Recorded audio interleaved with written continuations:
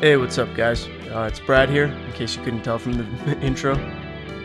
I'm just doing a painting of a girl that I drew out in pencil on this canvas. Obviously, I'm not worried about adhesion or anything, that's why I use pencil. It's just going on a canvas, it's not a car or anything, not going outside.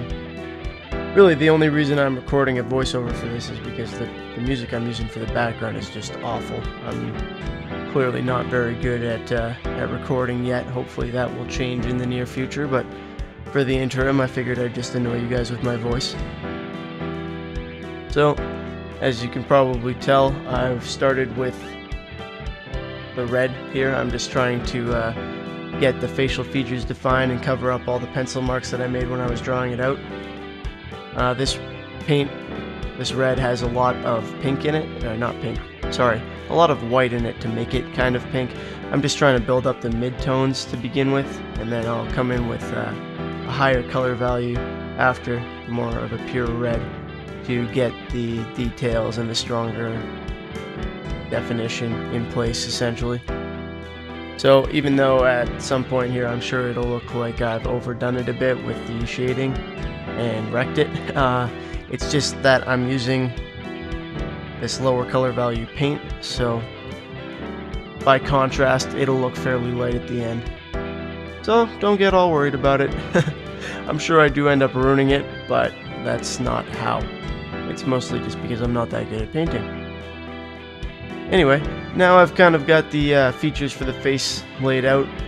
Her eyebrows and stuff are kind of lopsided, but hopefully I get that fixed up before I finish up here at the end. Also, I know now that I kind of overdid it with the hair when I started out here. I made it a little too poofy. I was trying to give her volume, as the women call it.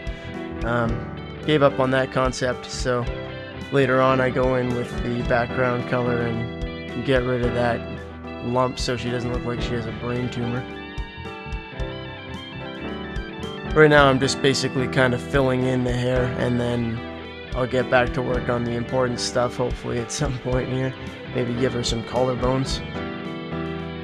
There we go, some shoulder shading so that she actually has a body. She doesn't look like just a disembodied head floating above a ghost or something crazy like that. Yeah, those eyebrows are really bugging me. I really hope I get around to fixing that. I don't have the painting handy with me, but I'm pretty sure it turns out a little better than that. And there we go, it looks like I gave her a 10. I just skipped part of the video, but like I said before, it's gonna look like parts of it are kind of too dark right now. It's mostly in contrast to the hair and everything, but when I come back in with the stronger red shortly here, that'll all kind of sort itself out, and the tones will start to make more sense.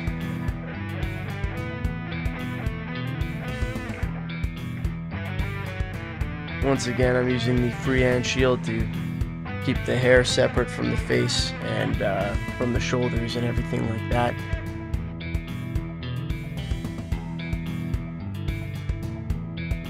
Funny, I've kind of run out of stuff to say already.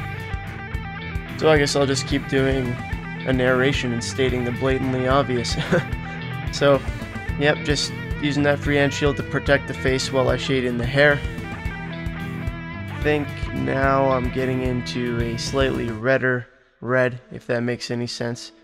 I've increased the strength of it, the color value a little bit. I'm putting in a little more shading, getting some stronger shadows going, a little bit more definition. Haven't really gone into any serious detail yet, especially around the eyes or anything like that.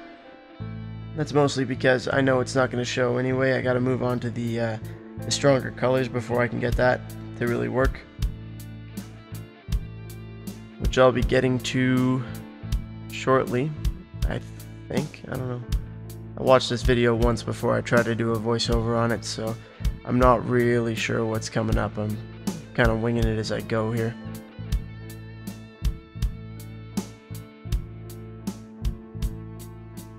There we go, that looks like red to me.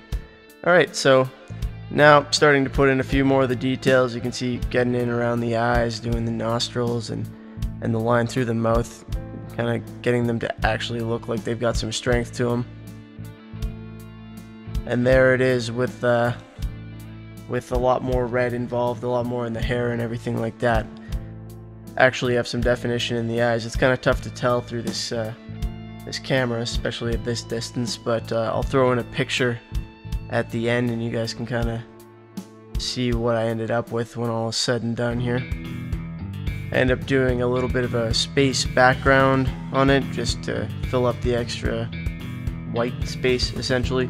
That's why I called the painting Stargazer. I didn't have that in mind when I started, but it seemed appropriate afterwards, so I don't know. Do you guys name paintings before you paint them? Or do you wait until you see the finished product and then name them, or what? I'm not really sure how that works, but this is how I do it anyway. There we go. You can kind of see what I ended up with next to the torn up messy wall behind it. Hope you guys enjoyed this, and see you next time.